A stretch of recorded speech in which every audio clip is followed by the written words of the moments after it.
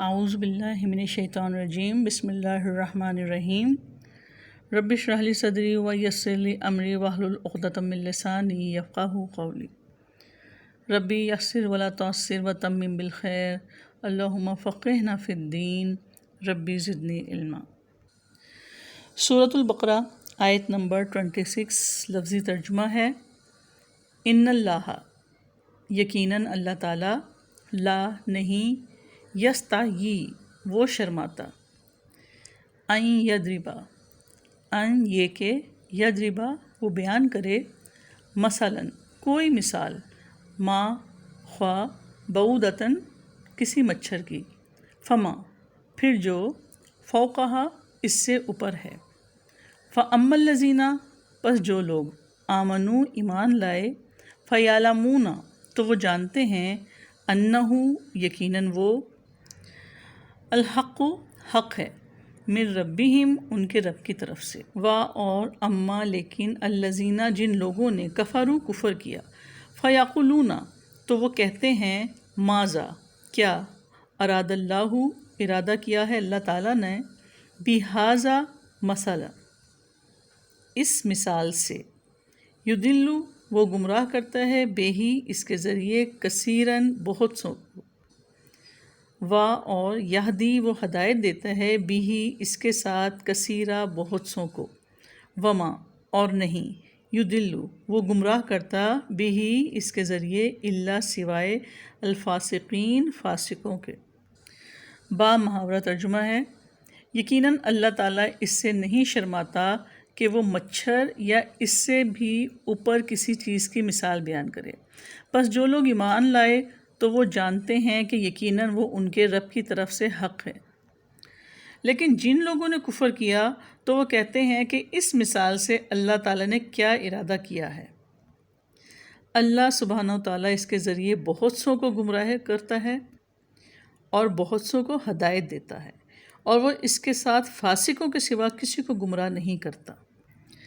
پچھلی آیت نمبر 23 میں ہم نے پڑھا کہ کفار کی طرف سے قرآن کے بارے میں کئی اعتراضات اٹھائے گئے، جس پر اللہ تعالیٰ نے ان کو یہ چیلنج دیا کہ اگر اس قرآن کی کوئی ایک صورت نہیں تو ایک آیت ہی تم بنا سکتے ہو تو بنا لاؤ، تو وہ کبھی بھی اس چیلنج کا مقابلہ تو نہ کر سکے جو قرآن نے انہیں دیا، لیکن خواہ مخواہ کے اعتراضات اٹھاتے رہے، اور ان میں سے ایک اعتراض یہاں پہ اس کا تذکرہ کیا گیا ہے کہ اللہ تعالیٰ جو مالک الملک ہے اور بہت بڑا ہے، اس رب کو کیا ضرورت ہے کہ وہ اپنے کلام میں مکھی اور مکڑی جیسی حقیر چیزوں کی مثالیں بیان کرے۔ اور یہاں پر آپ کے لیے ایک بات واضح رہے کہ اللہ تعالیٰ نے سورہ حج میں مکھی کی مثال پیش کی ہے، اور اسی طرح سورہ عنکبوت مکڑی کی مثال، جو کافروں کے جو معبودان باطلہ تھے ان کی کمزوری کو واضح کرنے کے لیے دی گئی۔ تو اس آیت میں اسی اعتراض کا جواب دیا گیا ہے کہ اللہ تعالیٰ کو اس بات میں کوئی بھی شرم یا عار نہیں کہ وہ مکھی اور مکڑی تو درکنار مچھر یا اس سے بھی کسی حقیر ترین چیز کی مثال بیان کریں۔ دیکھیں، جب بھی کوئی مثال پیش کی جاتی ہے، یہ کوئی تشبیہ بیان کی جاتی ہے، تو جس شے کے لیے تشبیہ دی جا رہی ہوتی ہے اس سے مطابقت اور مناسبت رکھنے والی شے سے ہی تشبیہ دی جاتی ہے۔ تو کوئی شے اگر بہت حقیر ہے تو اسے کسی عظمت والی شے سے کیسے تشبیہ دی جا سکتی ہے؟ اسے تو کسی حقیر شے سے ہی تشبیہ دی جائے گی، اور تشبیہ کا اصل مقصد پورا ہوگا۔ تو جو کفار کے معبود تھے جن کی وہ پوجا کرتے تھے وہ بھی حقیر چیزیں ہیں، اور مکھی اور مکڑی بھی، لہٰذا تمثیل بالکل درست ہے۔ تو لہٰذا جو مثال ہوتی ہے وہ حکمت اور وضاحت پر مبنی ہوتی ہے، اور وہ وضاحت کسی بھی حوالے سے ہو سکتی ہے، تو چھوٹی مثالیں دینے میں کوئی حیا کی بات نہیں، اور یہ کوئی اعتراض کا مقام نہیں، یہ تو اللہ تعالیٰ کی دی ہوئی تعلیم اور اس کی سکھائی ہوئی حکمت ہے جس کو شکر کے ساتھ قبول کرنا چاہیے۔ چنانچہ اللہ تعالیٰ نے فرمایا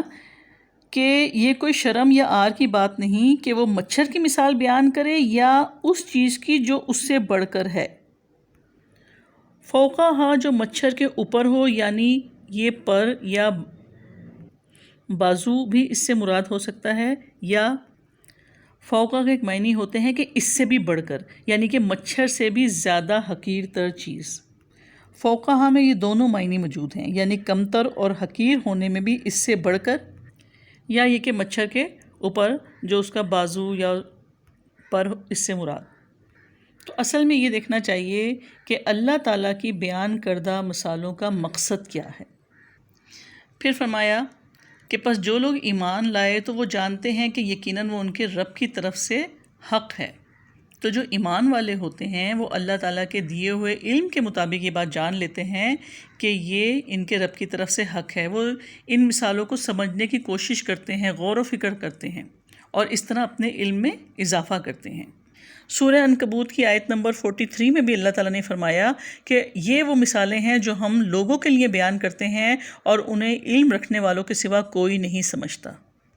تو ایمان والے اگر نہ بھی سمجھ پائیں تب بھی انہیں اس بات کا یقین ہوتا ہے کہ اللہ تعالیٰ نے کسی بات کو بے فائدہ بیان نہیں کیا، اس میں ضرور کوئی نہ کوئی حکمت ہے، کوئی خیر اور بھلائی پوشیدہ ہے جس سے اہل ایمان کے ایمان میں اضافہ ہو جاتا ہے۔ پھر فرمایا وَأَمَّا الَّذِينَ كَفَرُوا، لیکن جن لوگوں نے کفر کیا تو وہ کہتے ہیں کہ اس مثال سے اللہ تعالیٰ نے کیا ارادہ کیا ہے۔ تو کفر کرنے والے اللہ تعالیٰ کی دی ہوئی مثالوں کے بارے میں ہمیشہ شک میں مبتلا رہتے ہیں۔ جب یہ لوگ حق بات کے لیے اپنے دل کے دروازے بند کر لیتے ہیں تو دلوں میں گھٹن پیدا ہوتی ہے، وہ شک میں مبتلا ہو جاتے ہیں، پھر وہ اعتراض بھی کرتے ہیں، کیونکہ کفر کرنے والے اس کلام سے اپنی زندگی کو بدلنا نہیں چاہتے۔ وہ شک کی کیفیت میں رہتے ہیں اور اسی شک پہ وہ اعتراض بھی کرتے رہتے ہیں اور اپنے کفر میں اضافہ کرتے ہیں۔ پھر اللہ تعالیٰ نے فرمایا کہ اللہ سبحانہ و تعالیٰ اس کے ذریعے، یعنی ان مثالوں کے ذریعے بہت سوں کو گمراہ کرتا ہے اور بہت سوں کو ہدایت دیتا ہے۔ دیکھیں سچی بات ایک ہی ہوتی ہے، کچھ لوگ گمراہ ہو جاتے ہیں اور کچھ لوگ ہدایت قبول کر لیتے ہیں۔ تو اس سے ایک بات معلوم ہوئی کہ ہدایت اور گمراہی کا دار و مدار انسان کی اپنی داخلی کیفیت پر ہوتا ہے۔ آپ کے دل میں خیر ہے، بھلائی ہے، آپ کی نیت ہدایت طلب کرنے کی ہے تو آپ کو اس قرآن سے ہدایت مل جائے گی، اور اگر دل میں کوئی شک ہے، کوئی کجی ہے، نیت میں ٹیڑھ ہے، فساد ہے، تو اسی کے ذریعے سے اللہ تعالیٰ آپ کی گمراہی میں اضافہ کر دے گا۔ تو اللہ تعالیٰ کا کسی کو ہدایت دینا اور کسی کو گمراہی میں مبتلا کر دینا یہ ایسے ہی نہیں ہے کہ خود بخود ہو جاتا ہے، بلکہ کسی قاعدے اور قانون کے بغیر نہیں ہوتا۔ تو اللہ تعالیٰ کا قانون کیا ہے کہ جو ہدایت لینا چاہتا ہے، جو ہدایت کے لیے اس قرآن کو پڑھتا ہے، اس کو ہدایت ملتی ہے۔ جو لوگ سچ کی تلاش میں جستجو میں رہتے ہیں انہیں سچ مل جاتا ہے۔ سورہ نساء کی آیت نمبر 115 میں بھی اللہ تعالیٰ نے یہ فرمایا کہ جس طرف کوئی پھرتا ہے ہم اسی طرف اس کو پھیر دیتے ہیں۔ اور کچھ لوگ ایسے ہوتے ہیں جو سچائی کی تلاش میں نہیں ہوتے، ان کی نظریں الفاظ میں اور کان اس آواز میں اٹک جاتے ہیں اور وہ کلام سے الٹے ہی نتائج نکالتے ہیں اور باتوں کو غلط معنی دیتے ہیں، یوں حقیقت سے بہت دور چلے جاتے ہیں اور گمراہ ہو جاتے ہیں۔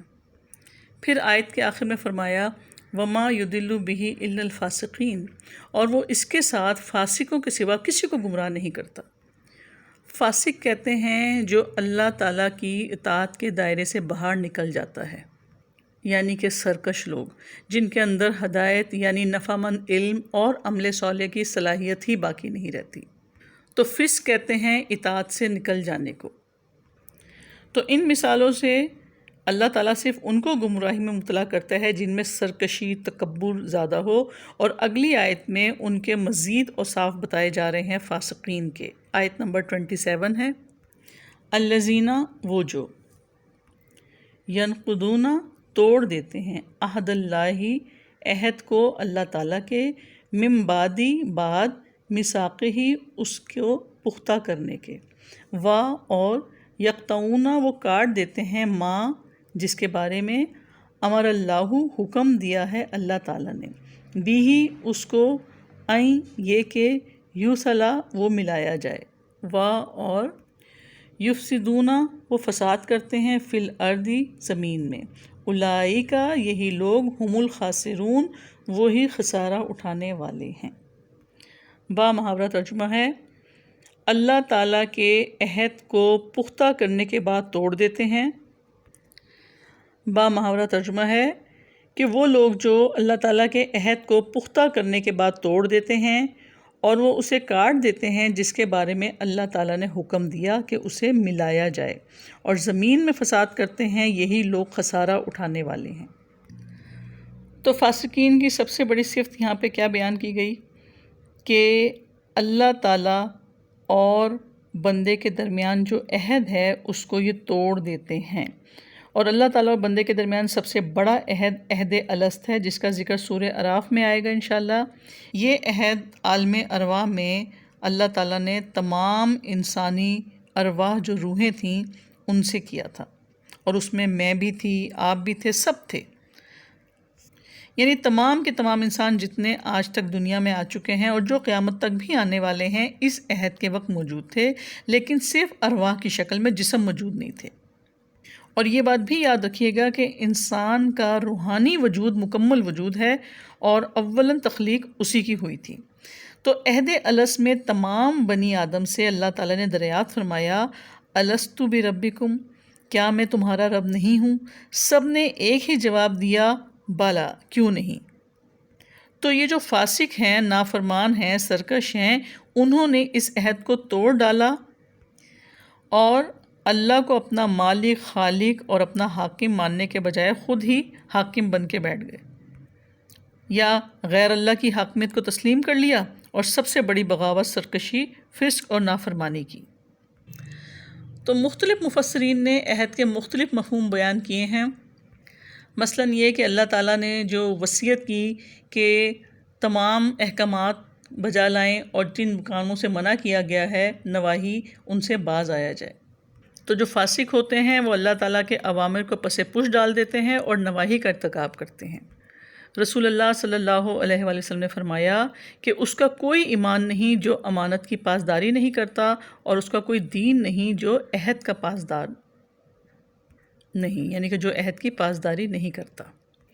اسی طرح ایک عہد جو اللہ تعالیٰ نے اہل کتاب سے لیا تھا تورات میں، کہ رسول اللہ صلی اللہ علیہ وسلم کے آ جانے کے بعد تمہارے لیے ان کی تصدیق کرنا اور ان کی نبوت پر ایمان لانا ضروری ہوگا۔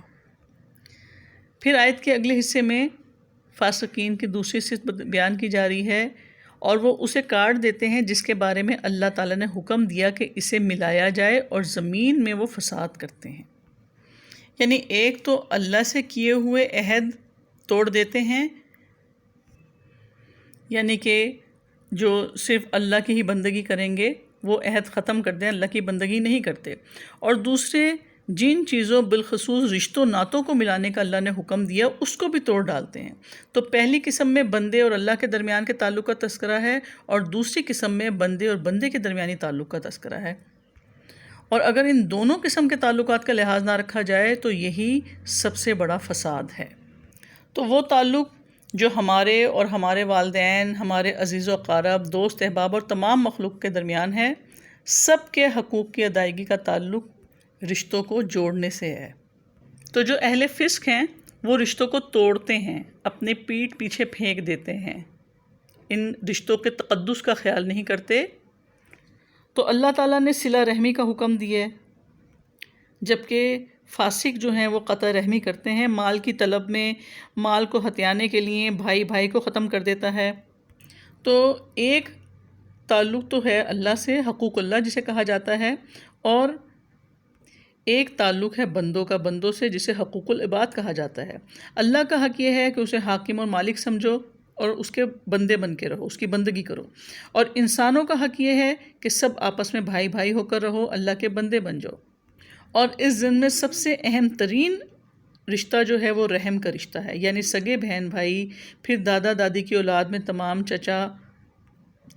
پھپھو، چچا زاد وغیرہ آ جاتے ہیں اس میں، اور اس کے اوپر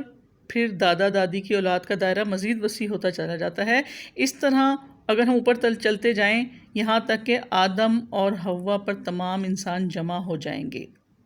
تو رحم کا رشتہ بہت بڑی اہمیت کا حامل ہے۔ حضرت ابو ہریرہ رضی اللہ تعالیٰ عنہ کہتے ہیں کہ رسول اللہ صلی اللہ علیہ وسلم نے فرمایا کہ جب اللہ تعالیٰ نے ساری مخلوق کو پیدا کر دیا تو رحم مجسم بن کر کھڑا ہو گیا اور پروردگار رحمان کی کمر تھام لی۔ اللہ تعالیٰ نے اسے پوچھا کہو کیا بات ہے؟ کہنے لگا میں اس بات سے تیری پناہ چاہتا ہوں کہ لوگ مجھے کاٹ دیں گے، یعنی کہ قرابت داری کا خیال نہیں کریں گے۔ تو اللہ تعالیٰ نے فرمایا کہ کیا تو اس بات پر راضی نہیں کہ جو تجھے جوڑے گا میں بھی اسے جوڑوں گا، اور جو تجھے قطع کرے گا تو میں بھی اسے قطع کروں گا۔ رحم کہنے لگا پروردگار میں اس پر راضی ہوں۔ تو اللہ تعالیٰ نے فرمایا ایسا ہی ہوگا۔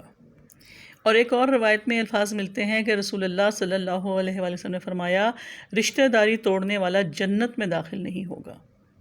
تو اللہ سے تعلق توڑنا، رشتوں سے تعلق توڑنا، یہ ہی اصل میں فساد فی الارض ہے۔ پھر فرمایا اولئک هم الخاسرون، یہی لوگ خسارہ اٹھانے والے ہیں، یعنی یہی لوگ ہلاک ہونے والے ہیں۔ ان فاسقوں کے نصیب میں کوئی نفع نہیں، کیونکہ کفر کا کوئی وزن نہیں ہوتا۔ تو یہی لوگ ہیں جو بالآخر آخری اور دائمی خسارے میں رہنے والے ہیں۔ سبحانک اللہم و بحمدک، نشہد ان لا الہ الا انت، نستغفرک و نتوب الیک۔ السلام علیکم و رحمۃ اللہ وبرکاتہ۔